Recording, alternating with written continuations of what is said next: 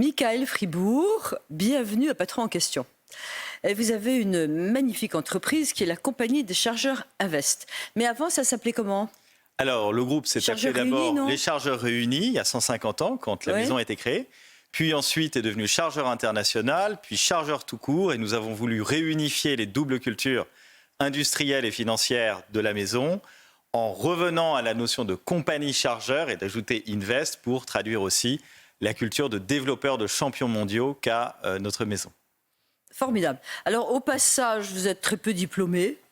L'ENA, l'IEP de Paris, un DEA de philosophie, d'économie, un master d'humanité moderne. Je trouve ça magnifique. Je suis très admirative, surtout de Normal Sup. Mais ce qui est intéressant aussi, c'est que vous êtes passé par les cabinets ministériels. Et d'ailleurs, j'ai reçu Renaud Dutreil ici il n'y a pas longtemps. Et figurez-vous que je l'ai reçu parce qu'il m'avait dit, mais j'étais à la campagne et il n'y avait plus de boulanger. J'ai passé un CAP de boulanger pour devenir boulanger. Il avait été boulanger 1 an. Je trouve ça, quand on était ancien ministre, c'était pas mal.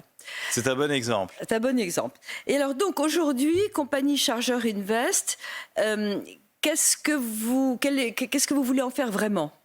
Alors aujourd'hui, la compagnie Chargeur, c'est 4 champions mondiaux dans des activités de niche qui vont de la culture et l'éducation à la mode, au savoir-faire, en passant également par les matériaux innovants. Donc on est ce que les Allemands appelleraient une Mittelstand de Mittelstand, avec des très puissantes parts de marché internationales dans nos affaires. On fait 95% de notre activité à l'international. On a des filiales commerciales ou industrielles dans 100 pays.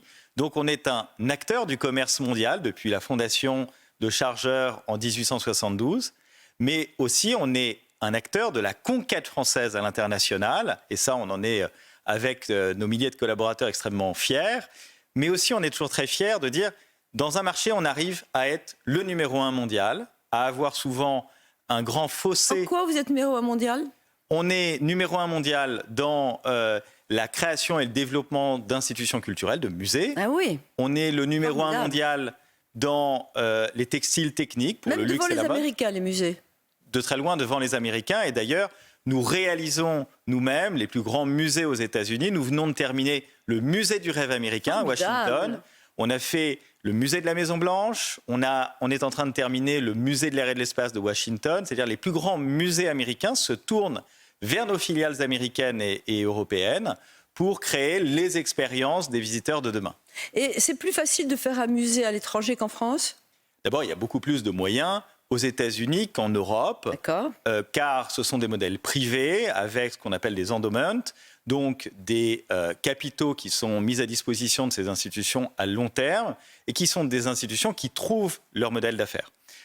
En Europe, nous avons beaucoup plus de modèles qui sont des modèles soutenus par l'argent public, par nos contribuables. Et donc, évidemment, les ressources sont plus limitées. Et c'est pourquoi nous sommes évidemment très forts en Europe, mais surtout très puissants aux États-Unis, très puissants dans le Golfe, très puissants en Asie, qui sont, comme vous le savez, par exemple, dans le Golfe, c'est la nouvelle guerre du Péloponnèse culturel, avec la lutte de toutes ces cités, Abu Dhabi, l'Arabie Saoudite. Le Louvre qui est allé...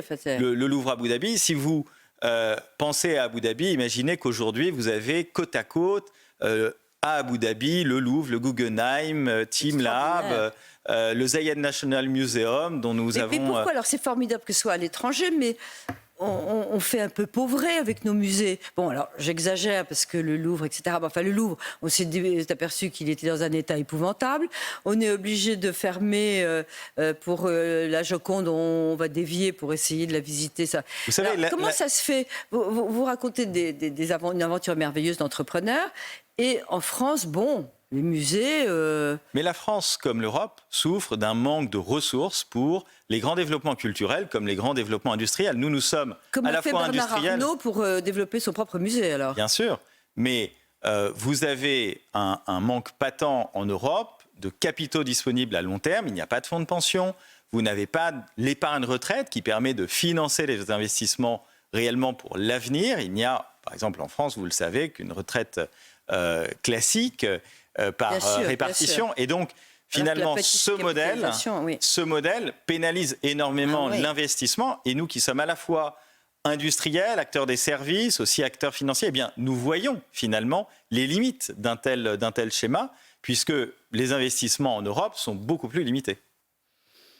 C'est impressionnant. Et donc, oui, la vie de votre groupe se passe à l'étranger. L'essentiel de la vie de notre groupe se passe dans des développements français. On a des usines en France, on est un gros exportateur de notre pays. Mais aussi, évidemment, le commerce, nos clients sont à l'étranger, donc on est très attentifs. Vous avez aidé à la reconstruction de Notre-Dame ou pas? Alors, on a pris part marginalement à la reconstruction de Notre-Dame, mais surtout, en fait, on est engagé dans les nouveaux grands projets dont on parle peu ici, mais prenez le Zayed National Museum à Abu Dhabi, on développe 15 musées en Arabie Saoudite. Là, vous avez en fait des investissements stratosphériques qui vont faire concurrence à l'Europe.